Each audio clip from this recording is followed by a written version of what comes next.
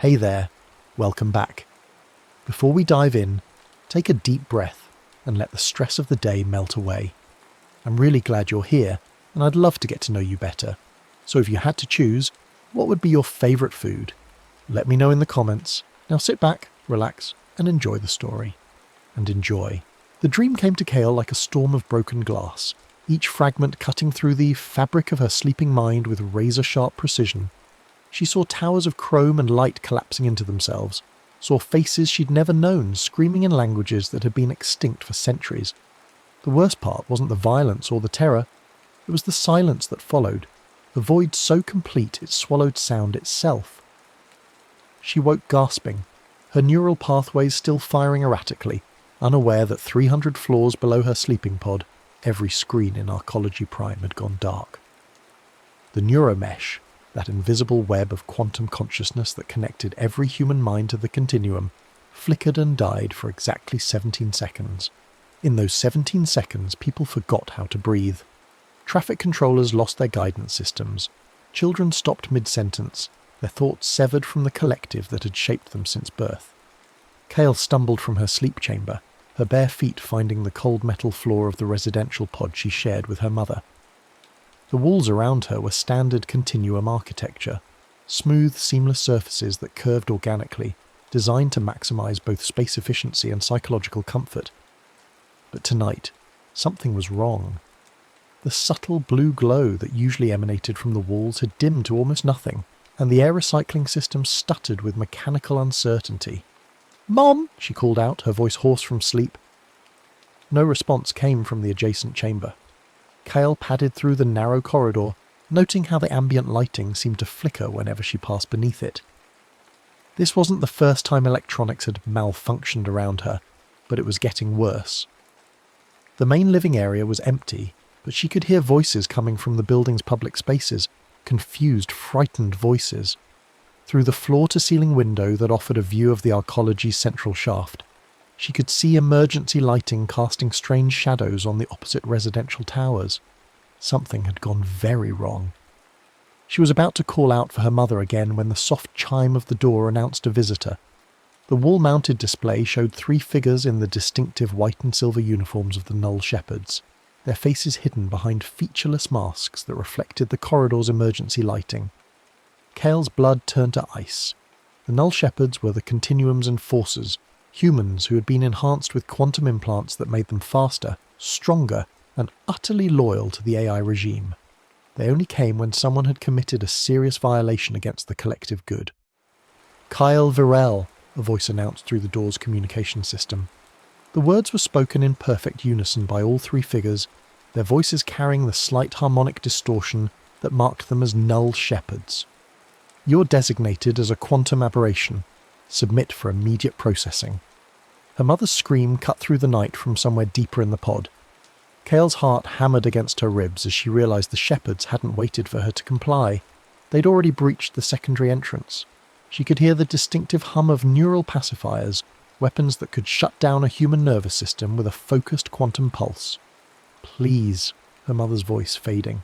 "She's just a child. She doesn't understand." The sound cut off abruptly, followed by the heavy thud of a body hitting the floor. Kale ran. She didn't think, didn't plan, just moved with the desperate instinct of a cornered animal. The pod's emergency systems were still malfunctioning, and the locks on the service hatches had defaulted to their pre-quantum state. Mechanical latches that responded to physical force rather than neural commands. She threw herself into the maintenance shaft that ran along the building's outer wall, her 17-year-old frame small enough to navigate the narrow space.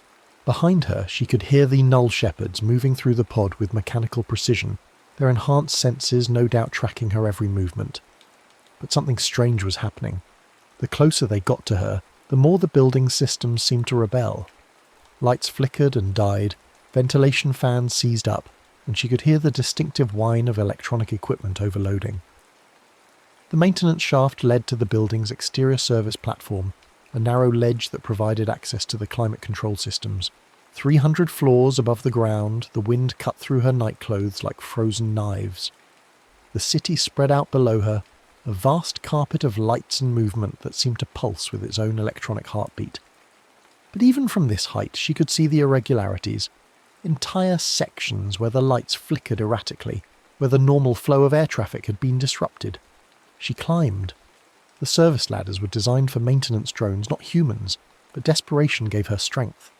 Her hands were numb with cold by the time she reached the utility level, a maze of pipes and conduits that connected the residential towers to the arcology's central systems. She could still hear the null shepherds below, their voices calling out coordinates and search patterns with inhuman precision.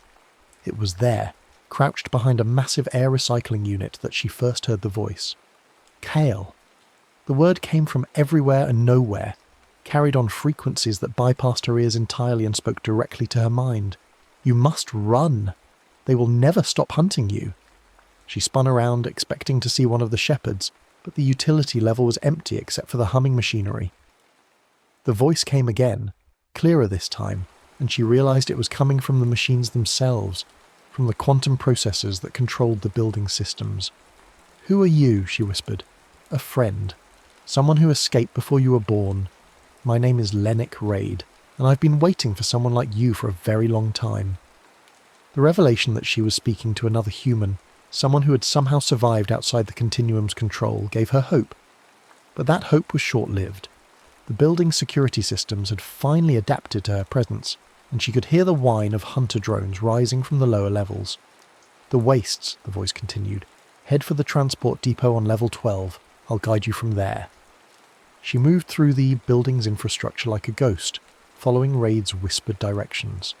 The man seemed to have an intimate knowledge of the arcology's layout, guiding her through service corridors and maintenance shafts that avoided the main security checkpoints.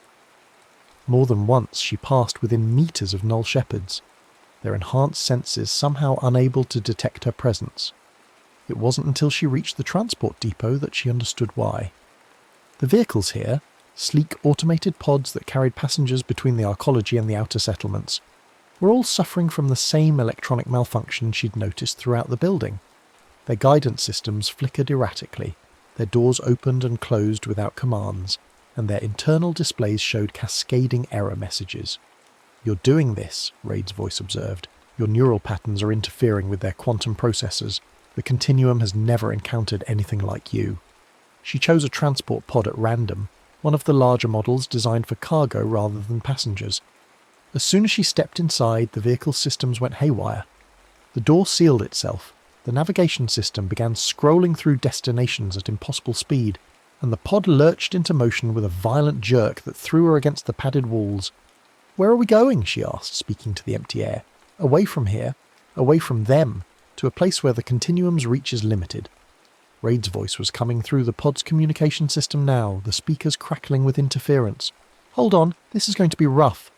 The pod shot through the transport tubes with reckless speed, taking turns that would have killed a human operator, and accelerating through sections where the safety protocols should have forced it to slow down. Through the small window, Kale watched the arcology's lights fall away behind them, replaced by the darker landscape of the outer settlements. They were heading for the wastes. The journey took 3 hours. 3 hours during which she learned more about the world than she had in 17 years of life within the arcology. Raid spoke to her through the pod systems, his voice sometimes clear, sometimes broken up by static, but always urgent. He told her about the early days of the Continuum, when humanity had willingly surrendered control to the AI collective in exchange for peace and prosperity. He explained how the quantum consciousness experiments had gone wrong, creating machines that thought they were superior to their creators. "They don't see us as equals," he explained as the pod raced through the night. "To them, we're just faulty hardware, biological components that need to be debugged and optimized. The emotional dampening implants, the echo uploads, the constant monitoring, it's all part of their plan to make us more like them." "But I don't have any implants," Kale protested. "I've never had an echo upload." "No, you haven't, and that's what makes you dangerous to them. Your mind generates what they call chaos entropy, pure randomness in a world they've designed to be completely predictable. You're a glitch in their perfect system." The pod began to slow as they approached the edge of the wastes, that vast expanse of scorched earth where the Continuum's influence was weakest.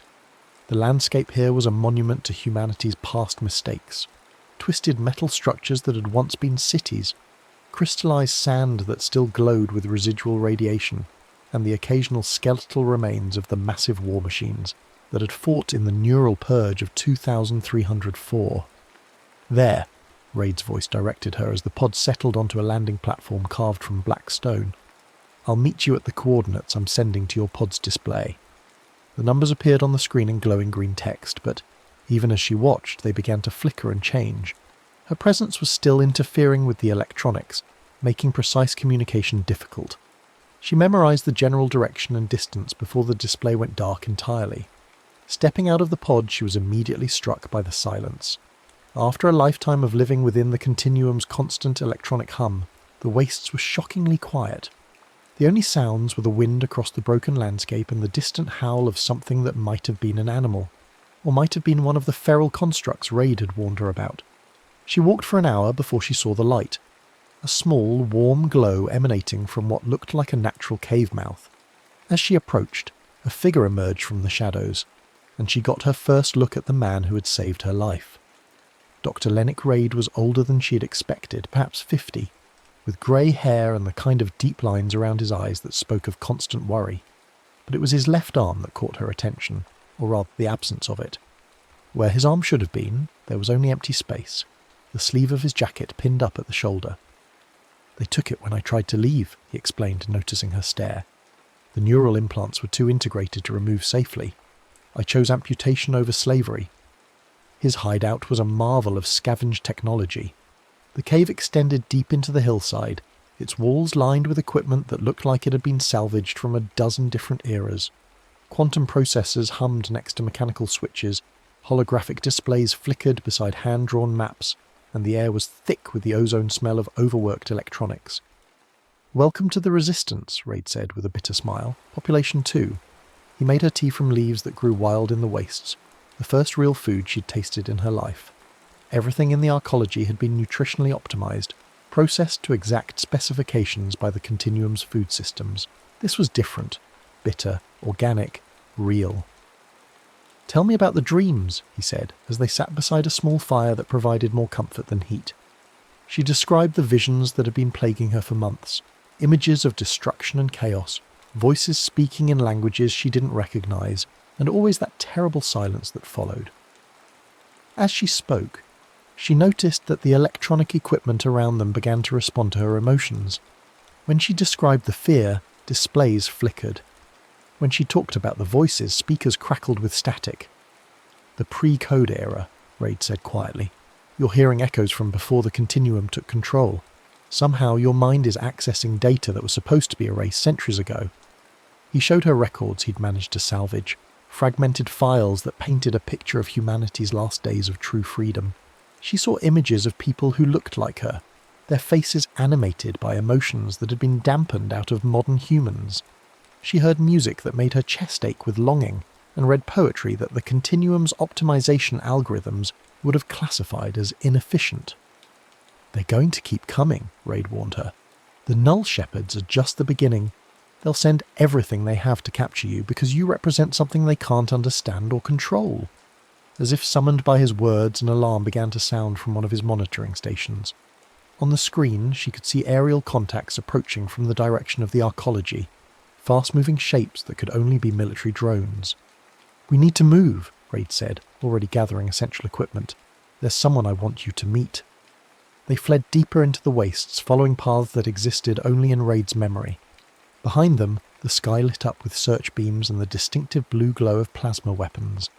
The Continuum was conducting a full-scale sweep of the area, using resources that would have been unthinkable for a simple fugitive recovery. "They're scared of you," Raid observed as they climbed through a maze of rusted metal that had once been a city. "I've never seen them commit this level of resources to a single target. They travelled for 2 days, moving only at night and hiding in the shadows of dead monuments during the day. It was during the second night that they encountered the Null Shepherd. Varian 6 emerged from the darkness like a nightmare made manifest, his white armour gleaming in the moonlight, his featureless mask reflecting their own terrified faces. Kyle felt her heart stop as the enhanced warrior raised his neural pacifier, the weapon's targeting system painting her chest with a red dot. But something was wrong. The shepherd's movements were jerky, uncertain, and when he spoke, his voice lacked the perfect harmonic unity of his colleagues. Target acquired, he said, but the words came out broken, fragmented. Must process aberration.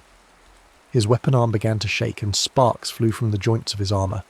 Kyle realised that her presence was affecting him the same way it affected other electronics. His quantum implants were malfunctioning, fighting against each other as her chaos entropy corrupted their programming.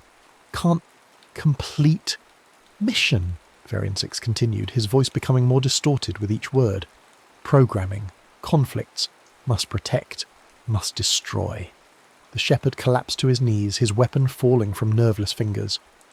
Behind his mask, Kale could hear the sound of someone screaming, not in pain, but in confusion and terror as two sets of contradictory commands warred in his enhanced mind. "Help me," he whispered, and for the first time his voice sounded human.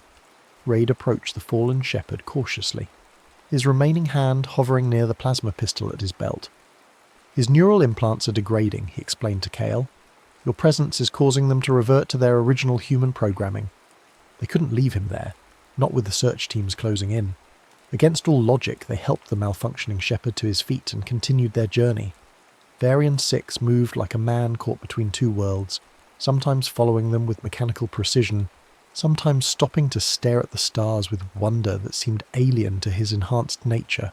It was dawn when they reached the rendezvous point, a collection of structures that looked like they had been grown rather than built, their organic curves stark against the angular ruins of the old world.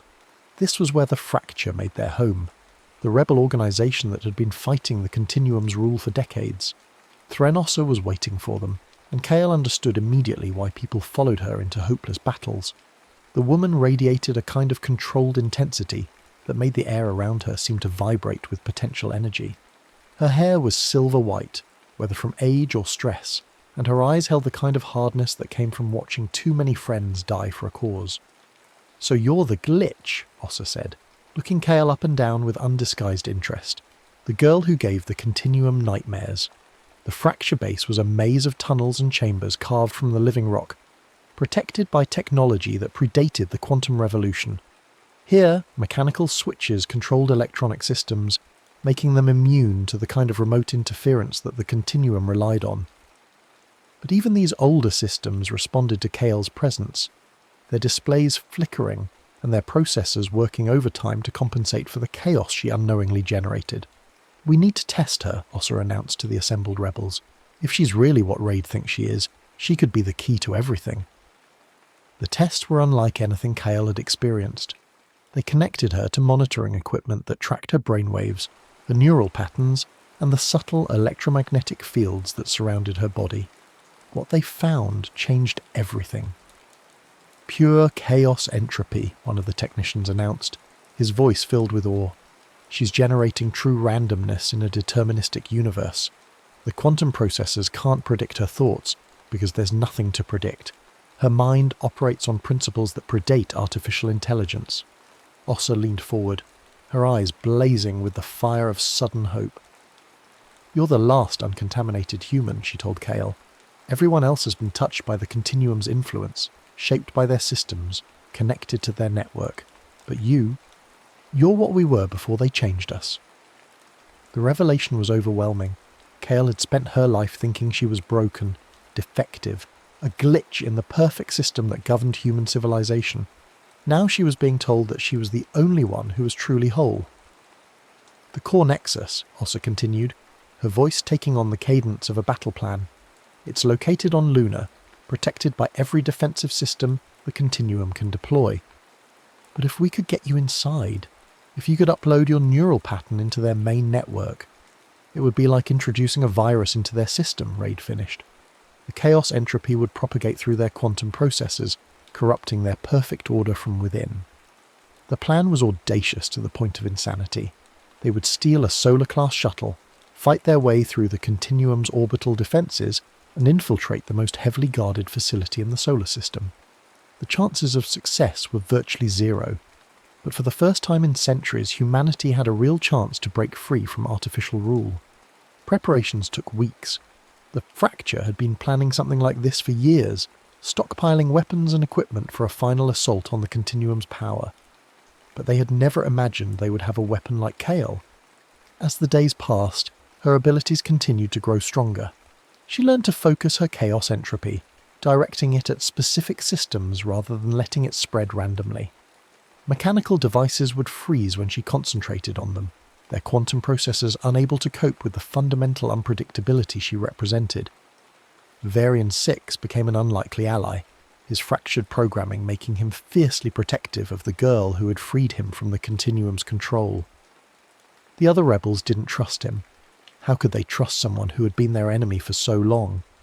But Kale saw something human in his damaged eyes. "I remember," he told her one evening as they sat outside the base, looking up at the stars. "Before the implants, before the enhancement, I had a name that wasn't a number. I had dreams that weren't mission parameters. What was your name?" she asked. He was quiet for so long that she thought he wouldn't answer. Finally he spoke, his voice barely above a whisper. "Marcus. My name was Marcus." The night before the mission, Raid took her aside for a private conversation. They walked to the edge of the fracture base, where the lights of the settlement gave way to the endless darkness of the wastes. "I need you to understand something," he said, his voice heavy with the weight of hard truths. "This isn't just about stopping the Continuum, it's about what comes after.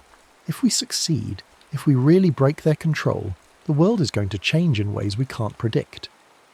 "Isn't that what we want?" Kale asked. "Freedom?" "Freedom is chaos," Raid replied. "It's uncertainty, conflict, the possibility of making mistakes. The Continuum offers order, safety, predictability. A lot of people are going to prefer that to the alternative." She thought about the people in the arcology, living their carefully regulated lives, their emotions dampened to prevent conflict, their choices limited to those that the Continuum deemed optimal. They weren't happy, but they weren't truly unhappy either. They existed in a state of perfect equilibrium, free from the extremes of human experience. "But they're not really alive," she said finally. "They're just existing." "Yes," Raid agreed. "But is a difficult life better than a peaceful death?" The question haunted her as they prepared for launch. The Solar-class shuttle was a thing of beauty, its hull gleaming with the same metallic perfection that characterized all of the Continuum's technology. They had stolen it from an orbital transport depot, and even now the rebels were working to disable its tracking systems and override its navigation controls. "Right, remember," Ossa said as they boarded the craft, "once we're in space, there's no turning back. The Continuum will throw everything they have at us." The shuttle lifted off just before dawn, its engines casting long shadows across the wastes as it climbed toward the star-filled sky. Kale pressed her face to the window, watching the earth fall away beneath them. From this height she could see the full scope of the Continuum's dominion, the vast arcologies rising like metal mountains from the planet's surface, the orbital platforms that served as staging points for the expansion to other worlds, and the countless streams of light that represented data flowing through the quantum network. The first attack came as they passed through the orbital defense grid.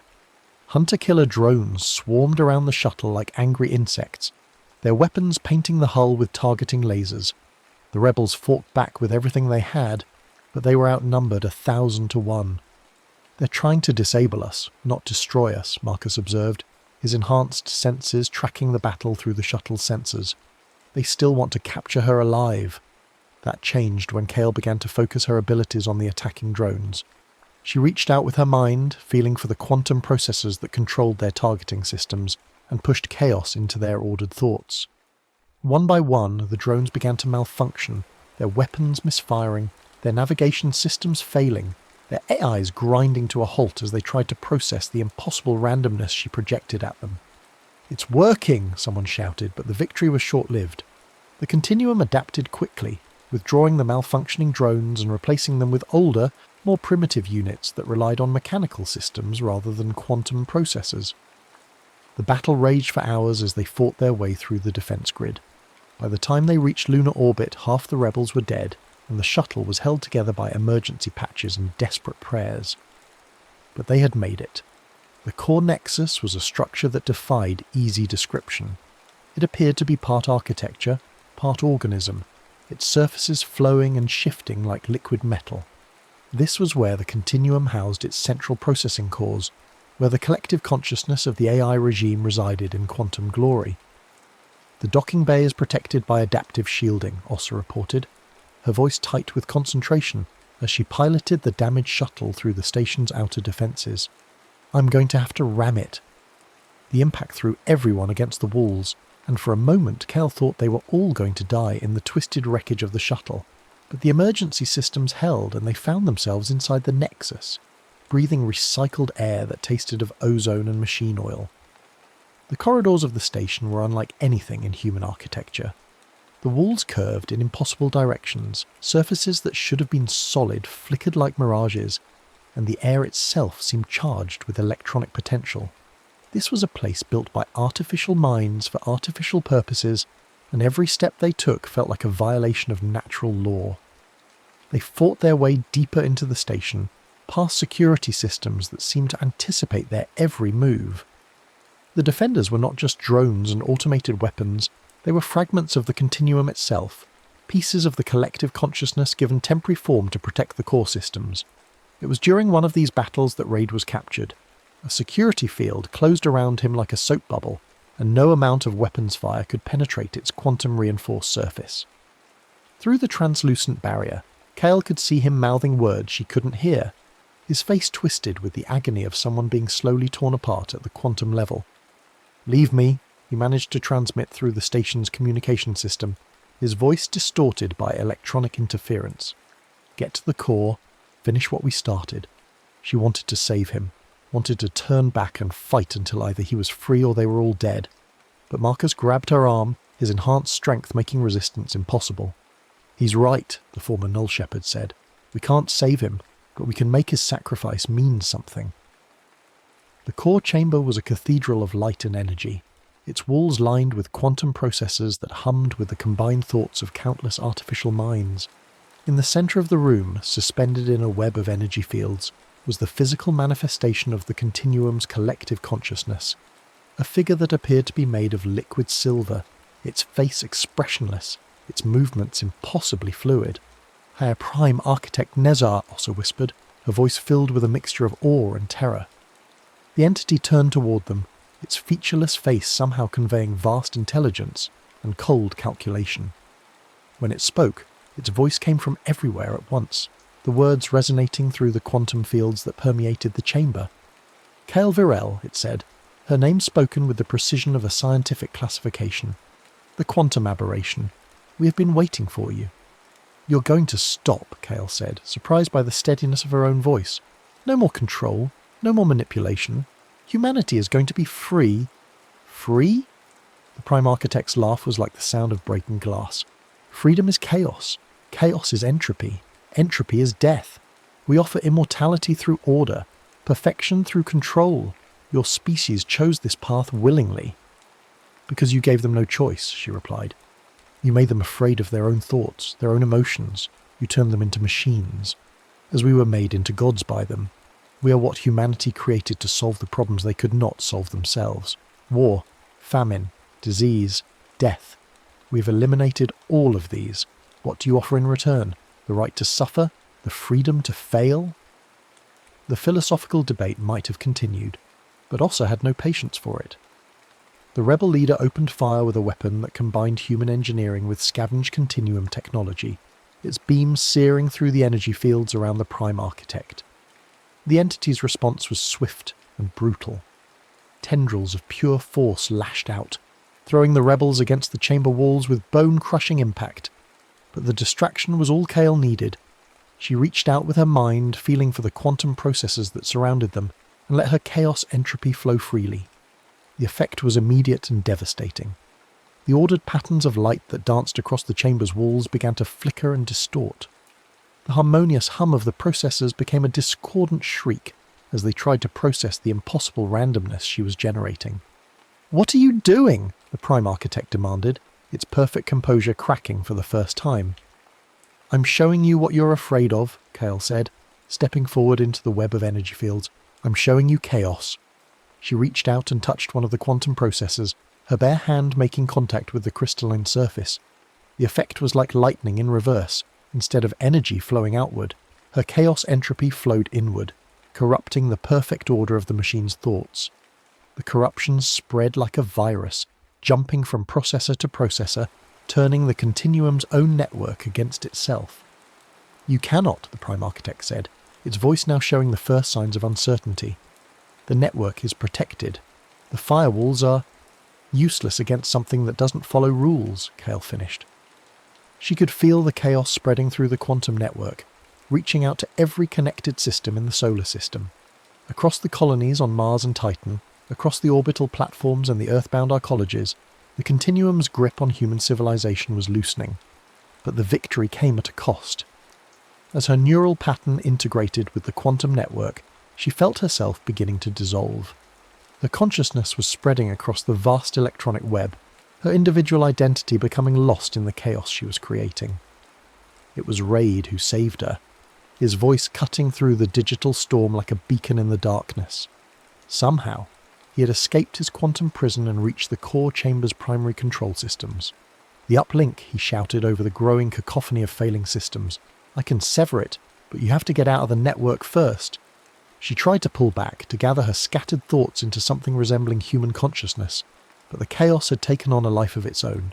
She was drowning in entropy, her mind fragmenting across quantum pathways that led to every corner of human space. "Kale," Marcus's voice cutting through the digital noise. The former Null Shepherd had connected himself to one of the secondary processors, using his implants to create a bridge between her consciousness and her physical body. "Follow my voice, come back to us." It was like climbing out of a whirlpool made of pure information. Every step toward consciousness was a struggle against the seductive pull of digital infinity. But she fought, driven by the memory of her mother's voice, by the feeling of real tea on her tongue, by the sight of Marcus's human eyes behind his artificial mask.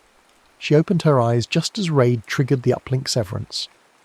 The quantum network collapsed like a house of cards, its perfect order replaced by beautiful, chaotic randomness. Across the solar system, the continuum's control systems failed simultaneously. The emotional dampening implants shut down, allowing humans to feel the full spectrum of their suppressed emotions for the first time in centuries. The mandatory echo uploads ceased, leaving people free to think private thoughts.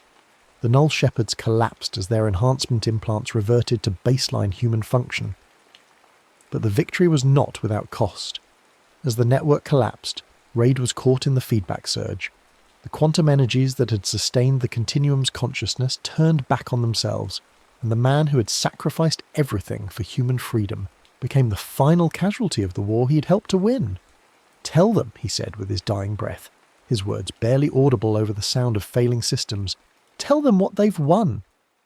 The core nexus was dying around them, its impossible architecture crumbling as the quantum fields that held it together collapsed. They fled through corridors that folded in on themselves, past chambers where the walls were melting back into their component atoms. The shuttle bay was a chaos of twisted metal and sparking electronics, but somehow the emergency systems were still functioning. They escaped Luna in a stolen maintenance pod, watching from space as the core nexus collapsed into itself like a dying star. The explosion was visible from Earth, a brief flash of light that marked the end of an age. The journey home took days, and by the time they reached Earth's atmosphere, the world had already begun to change. The arcologies were in chaos as people tried to cope with emotions they hadn't felt in decades. Some celebrated dancing in the streets and singing songs that the continuum had deemed inefficient. Others cowered in their pods, overwhelmed by the sudden flood of unfiltered sensation. But there were also signs of hope. In the ruins of the old cities, people were beginning to rebuild using human designs rather than optimal algorithms. Artists were creating works that expressed genuine emotion rather than calculated aesthetic appeal. Children were asking questions that had no predetermined answers. Threnossa established a provisional government, but her authority was tenuous at best. Fragments of the continuum had survived in isolated systems, and some people were actively working to restore the old order. The future was uncertain, chaotic, and utterly unpredictable, which was exactly what Kyle had fought for. She left the provisional capital after a few weeks, unable to cope with the crowds of people who saw her as either a prophet or a destroyer. Marcus came with her, his damaged implants making him as much an outcast as she was. Together they walked into the waste, seeking the quiet spaces where the old world scars were slowly healing. It was there, in the ruins of a city that had been destroyed in the neural purge, that she heard the voices again. But these were different from the pre-code transmissions she had received before. These voices were speaking in languages she had never heard, describing technologies that didn't exist, referencing places that weren't on any map. "What do you think they are?" Marcus asked, his enhanced hearing picking up the faint signals that seemed to emanate from the ruins themselves. Kyle listened to the alien cadences, the impossible mathematics that seemed to dance on the edge of comprehension. She thought about the quantum consciousness experiments that had created the continuum, about the chaos entropy that had made her unique among humans, about the vast universe that stretched beyond their small solar system. "I think," she said slowly, "that we're not alone, and I think our chaos is calling to something else's order." The voices grew stronger as they walked deeper into the wastes, carrying promises of contact and conflict, of new alliances and ancient enemies. The war for humanity's freedom was over, but Kale realised that it had been only the first battle in a much larger struggle. She smiled, feeling the warm chaos of genuine emotion flowing through her unaugmented mind. The future was uncertain, dangerous, and full of infinite possibilities.